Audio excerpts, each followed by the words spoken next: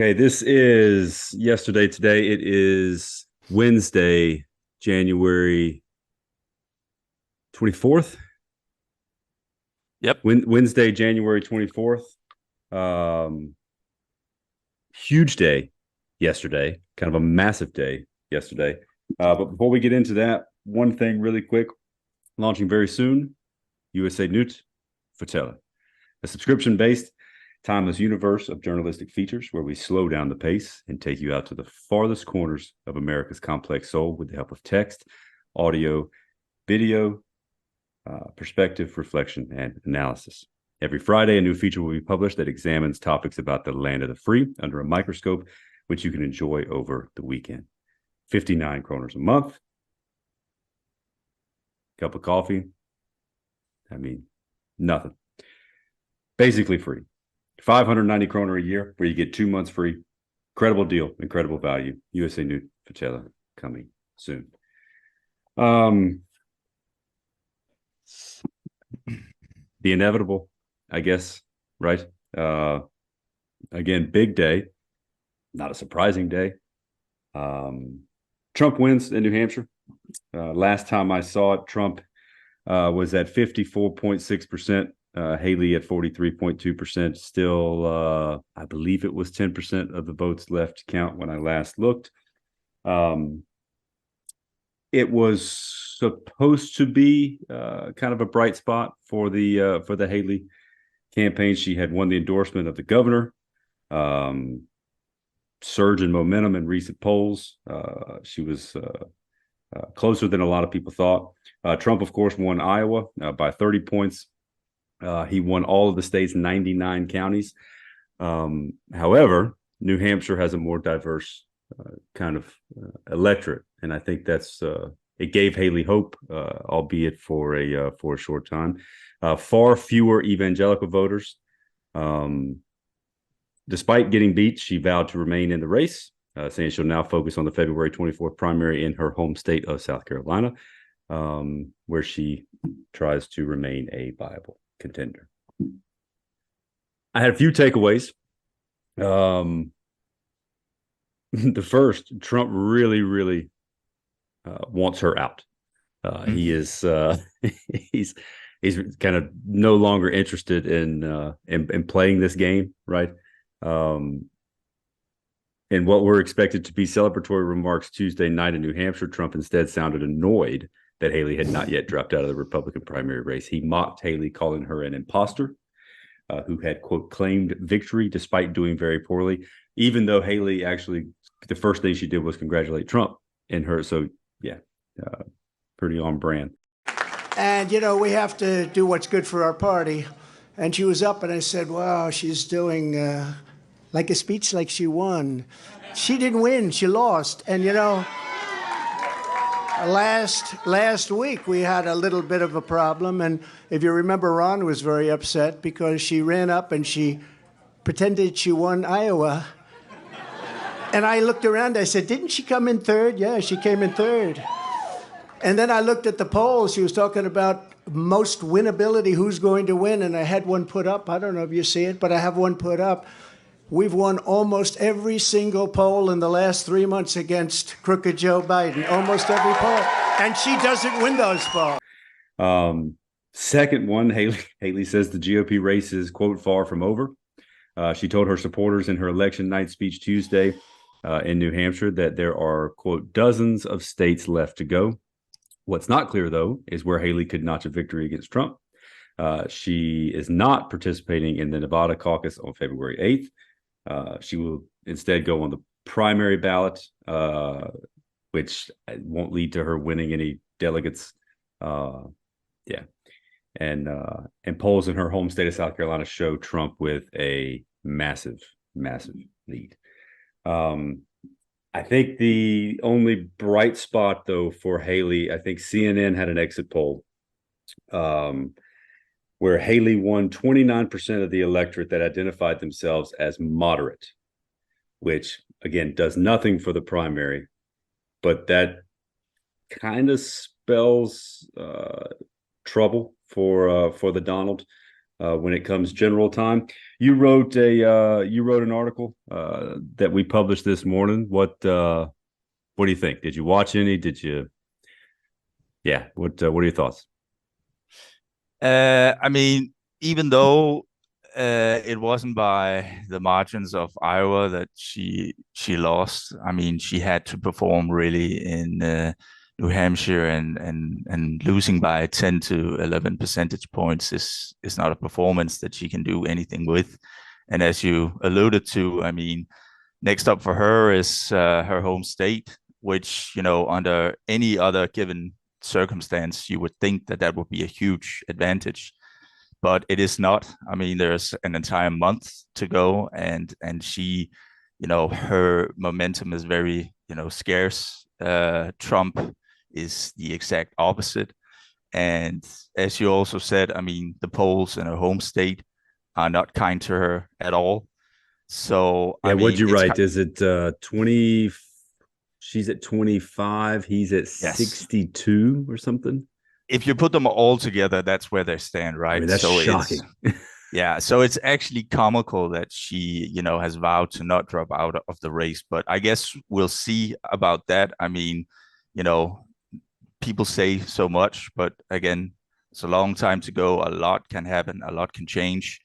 At this point in time, it seems that her opportunities are very bleak. It's very hard to see a path forward for her. And, either way it goes, it will end in South Carolina, if she decides to go all the way through it. Yeah. And if the polls are right, which they have been up until this point. They had, despite how shitty they are, they've been pretty spot on, which is actually a pretty big takeaway from this whole thing. Yeah, I think Yeah. Again, we've been trying to make this a race, and the outcome was what we thought it was going to be. Again, the biggest takeaway though from New Hampshire is it doesn't make Trump look as good on a national stage as maybe he thinks, as maybe his voters think. It's that moderate base, right? That's going to decide it. And he did not perform. He did not perform well. And also, too, depending on what happens with his ongoing court cases, I know 44% of the primary electorate said Trump said they would not vote for Trump if he is in fact convicted of a crime. 59%. This came straight from your article. 59% of all Americans would not vote for him if this becomes a reality, including 31% of all Republican voters. Those are huge numbers. Yeah, I mean, absolutely, huge numbers. So what happens? I was wrong in the sense that I thought that the best Democratic strategy for these court cases thing was just to back off, right? Like don't keep press. The more you press, the more you ignite, right? The more you throw lighter fluid on this fire, the bigger this fire gets. But these numbers tell me that keep pushing, keep because it is swaying not only moderate voters, it's swaying Republicans as well, which is just a wild thing, right? So sure. yeah, he wins big. We knew it was coming, but again, I think it showed a minor weakness on a national stage and a minor weakness within his own party. So we'll see how that goes. And probably the most lackluster news, I guess, of the last few weeks.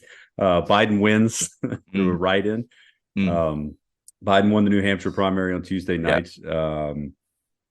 And despite being at risk for blowback thereafter, he led to the Democratic push to demote the state as the party's nomination process. Biden's allies launched a low-key effort to keep Democrats or to get Democrats to write in Biden. And it paid off with an easy victory. Biden's campaign, meanwhile, is preparing for an early start to the general election, moving 2 key White House senior aides to his reelection campaign in Wilmington. Again, last time I looked at it, he had 51.2% of the vote. Dean Phillips with 19.8%, with still 14.5% of the write-in ballots unprocessed. So that margin is likely to grow as those get counted. Yeah. Who cares, right? Like, Yes, basically, because I mean, when you poll people like Dean Phillips and Marianne Williamson, who is the third sort of obscure candidate in that mix, I mean they are close to zero. So I mean, there's no issues that Biden really, has in terms of becoming the eventual candidate for his party. The only thing that would have been, that was the danger, I guess, with this process was that it would have been slightly different. That someone like Dean Phillips would have gotten more votes, and I know that quite a lot of voters in New Hampshire were not aware that Joe Biden was not going to be on the ballot. yeah.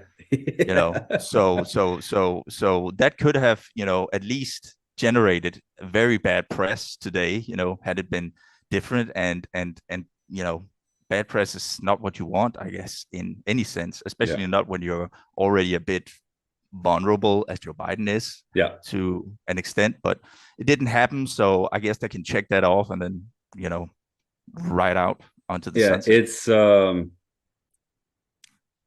again, it's not unprecedented for an incumbent, not to campaign in the primaries, but what is kind of wild is what you just said, right? Like there is this very negative image currently being painted of Joe Biden, and we talked about it a couple of days ago. His time being spent in the swing states, which of course is important, but maybe he should focus more on the now, right? Because like you just said, headlines matter at this point. And had this gone slightly different, those headlines could have been detrimental. For sure. To another And wide, you can add into that as well. I mean, Joe Biden hasn't visited New Hampshire since April 22, I believe. Yeah. I mean, so a lot of things could have gone wrong. And we've seen this before in recent history, right? Like you ignore a state, they will pay. They will make you pay for it. Yeah. If you treat it like a guarantee, they will make you pay for it. And then Donald Trump becomes president. We've seen this play out, right? I'm not saying that's to the extent of what Hillary did in 2016, but it's close enough to kind of raise some question marks.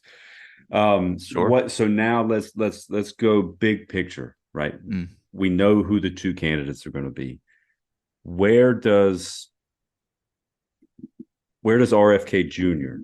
fit? Because of these third party candidates, right? Like the Green Party and this just nonsense of a waste of time and waste of money. Forget it. He is the only one with a name. He's the only one with probably the financial backing to compete on a national stage for the length of time that they're going to need to go. Where does he fit in a Trump-Biden world once again? Does he disrupt enough to matter? Does he make an impact where he takes it away from one and gives it to the other? And if so, who is it? Is he, he ideologically aligns more with Trump? So usually when you align ideologically with someone, those are the votes you steal from, despite the fact that he was once a Democrat and may steal from Democrat. He's a weird. He's not going to win, but he could play a huge role, I think, in this in this election. So I mean, where does he fit? Yeah. It's an interesting topic, and it's a topic that will have to be scrutinized way more than it has been up to this point. Because when you add him to the fold with Biden and Trump, I think he polls at about 20%, and not since Ross Perot sort of candidate have we seen a third party candidate poll that well.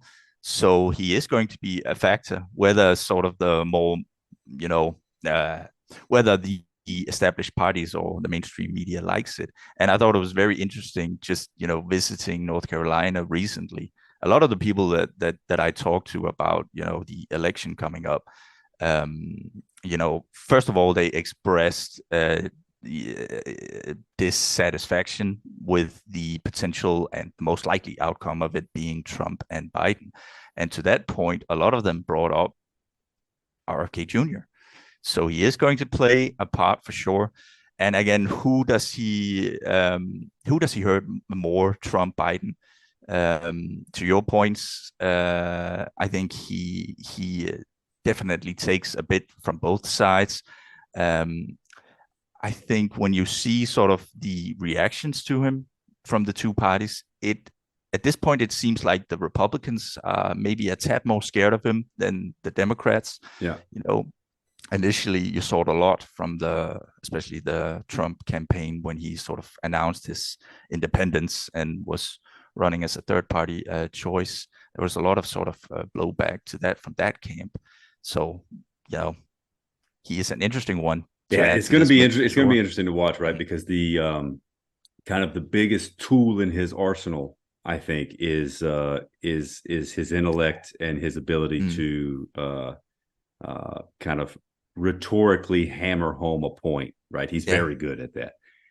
And when they get to the debate stage, if they get to the debate stage, that it's going to be a weird, a weird dichotomy of him not appealing well physically and visually, his voice that turns people off. That's where Trump thrives. I mean, he has this command of the stage, big shoulders, standing tall. And then, but where he will make a huge impact is rhetoric. His skill set as an orator is very good. And so I'm looking most forward, I think, to that aspect of this campaign coming up, is seeing them on stage. Yeah. And seeing the impact he could make as this kind of disruptor. And then having the two from each side kind of try to figure it out, because one side Trump is just going to hammer home, whatever he wants, and then can Joe compete on that stage? I don't know. Sorry, what were you going to say? Yeah, it's just to your point about his rhetorical skill set, he utilizes that on topics that I think a lot of Americans are still sort of healing from, or sort of still have in the back of their minds, COVID and how that was handled. And, he has obviously talked a lot about vaccines, but I think the overall sort of umbrella that you could put that under is, this question of, does the government work for us? I mean, how does the government benefit us? Right. And that's not just a question that sort of, hurts Trump. I think it hurts Biden too. Right. So interesting to see. Yeah, it's going to be very, very interesting to see indeed. So we'll keep you updated on that, and obviously we'll follow it very, very closely. It's going to be fun is the wrong word. It's going to be wildly entertaining. That is for sure. We'll be on top of that. Last thing from yesterday, Oscar nominations. I'm sure you were super excited, glued to the TV watching. Big takeaways. Oppenheimer, 13 nominations, led the way. Poor Things, Yorgos Lanthimos directed, with 11. Killers of the Flower Moon, Martin Scorsese with 10, and Barbie with Greta Gerwig with 8. All 4 of these films will compete for the Best Picture, with American Fiction, Anatomy of a Fall, Holdovers, Maestro, Past Lives, and The Zone of Interest. Big, I don't know if you have any thoughts. Big snubs.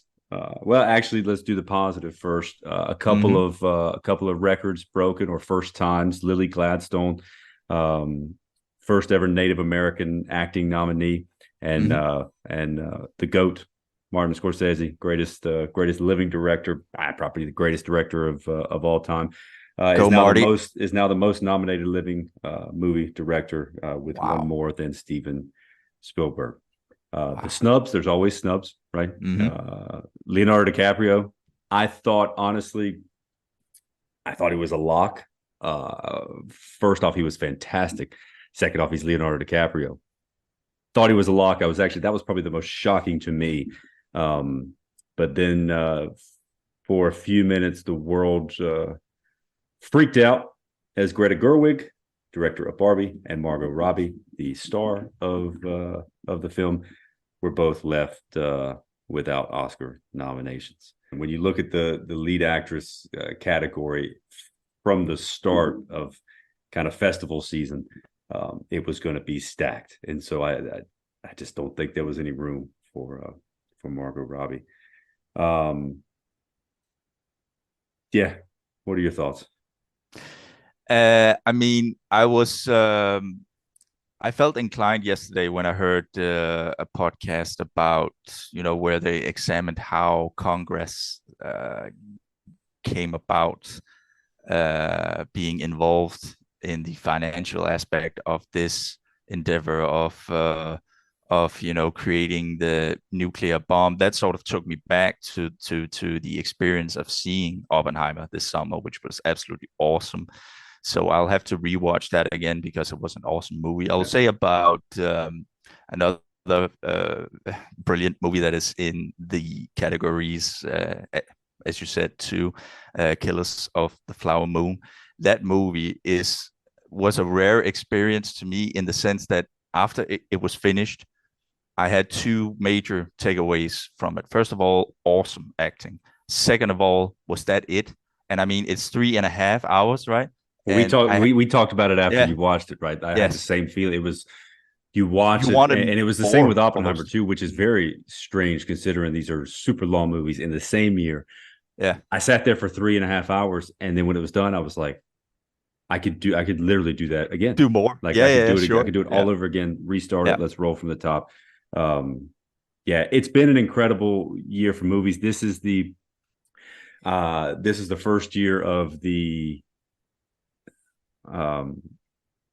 film inclusion standards, where the film is supposed to meet 2 of the 4 kind of representation and inclusion standards in order to be eligible for the Best Picture. So a lot of people are harping on, is this the appropriate list of the 10 best movies? And honestly, I think it is. I think they nailed it. I think it was a great year for movies, great year for film. For sure. And it's going to be fun to watch. I think it's a very, I say this, take this with a grain of salt. I think it's a very obvious year at the Oscars, but there's always one hiccup. And finally, there was the Danish short film, A Night of Fortune, directed by, I'm not even going to try to pronounce it. Has been nominated for an Oscar. The short film is nominated in the category Best Live Action Short Film. So yeah, shout out to the Kingdom. Another Oscar nomination. Maybe we can pull one out. That'll be exciting. It'll be exciting to watch for sure. But speaking of that, I'll probably go rewatch Oppenheimer tonight. So yeah, just because Good I call. can. So cool. You got anything else? I'm good. I'm good. All right. That was yesterday. We will see you tomorrow.